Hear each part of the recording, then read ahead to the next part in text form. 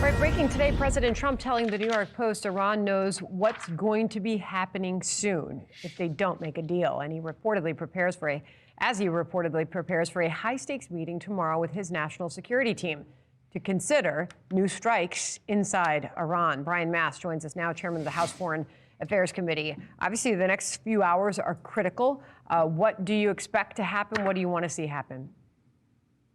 You have President Trump, Director Radcliffe, Hegseth, Rubio, everybody be getting together to weigh how long the clock will tick. As the president said, the clock is ticking, and what they will do, what they will target rather, in terms of any remaining nuclear infrastructure there, any remaining weapons caches, and anything that they use to close off the Straits of Hormuz. And they do this in the wake of an Iran that is even more degraded since the ceasefire began. Why? Because of Operation Economic Fury, which has been destroying them internally as well.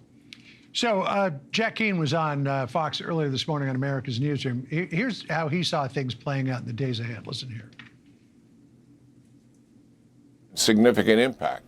But this attack will even further aggravate their ability to gain revenue source. After we open the Straits of Hormuz and begin to get it secure, offer the IRGC leaders, a free trip out to a place of their choice and see if we can work a deal, that kind of a deal with them, and make some positive changes in the regime. The part that he said at the top that was clipped there, he said Kharg Island blockade is having a significant impact. I mean, what do you think is going to happen with whoever is in charge in Iran? We're not sure exactly who at this point. I mean, their economy is being squeezed. The people are getting more and more upset with the regime. Might they just at some point do like Bashar al-Assad did in Syria and call up his pal Putin and say, we'd like to come. Have you got a place for us to stay?